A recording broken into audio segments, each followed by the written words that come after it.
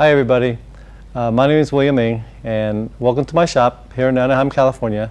Today I'm very happy and excited to be working with Popular Woodworking on doing a video on one of my favorite topics, which is the Greene Greene furniture. In this video I'm going to show you how I do some of the elements like the protruding ebony spline, ebony plugs, breadboard ends, indent leg details, and maybe a couple other things that I might come up with. I'm going to be going through some of the jigs that I have here, and I'm probably going to explain it as I go along to show you how I do these things. There are many things I like about the Greene Greene style furniture. I like their Asian influence, their subtlety, a lot of the details. Even though it's pretty cool, it doesn't scream out at you. One of the things that I like is the protruding ebony spline that you probably see on the breadboards. I like how they accentuate their joinery. Their box joints or dovetail joints, they actually accentuate and kind of highlight the joints. I like some of the lifts that's on the bottom there. Just the overall piece is very quiet, but it speaks a lot.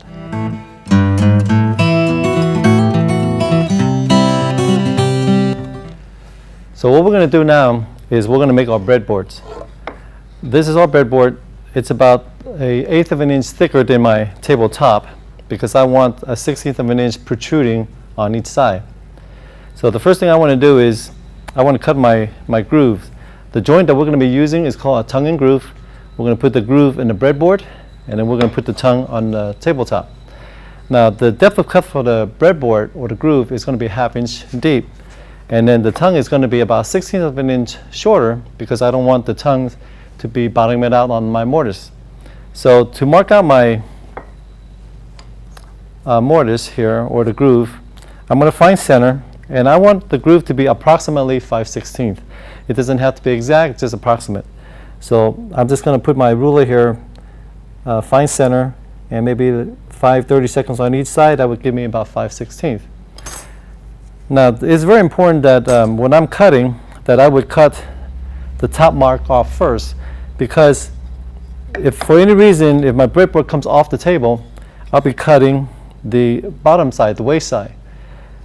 And there's no way that you can ever push hard enough that it will ever cut past the line on the top, because the table will prevent you from doing that. So I'm going to go to the router table and I'm going to set up my router bit to be cutting my top cut first, okay? And then I want to start an inch away from each side. I'm going to start right about here, and I'm going to route across, and I'll just stop over there and I'll just pull out. I'll flip it over and I'll do the same cut. This way my groove will be exactly dead on center.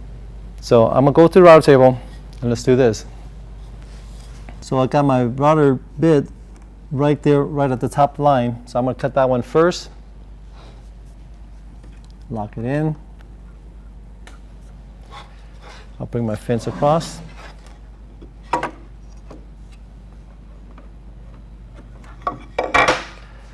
I have a few marks right here. That tells me when I'm going to start and where I'm going to pull out.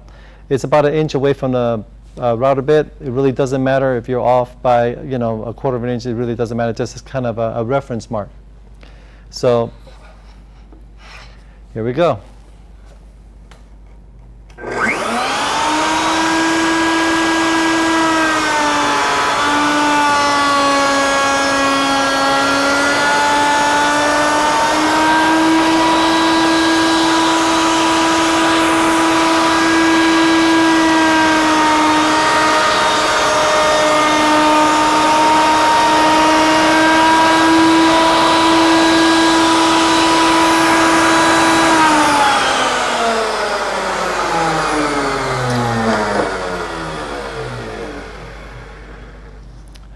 Okay, so here is my groove. Now I'm going to go use a handheld router and do my tongue. Now that we got the groove cut, I want to know how thick do I need to cut my tenons to make it fit. So the first thing I do is I would take a measurement using a caliper. I would find the thickness of my tenon or the groove here. Right now it is reading 0.357. So now I have to cut this to 0.357. So I'm going to route the top and I'm going to route the bottom, leaving 0.357 behind.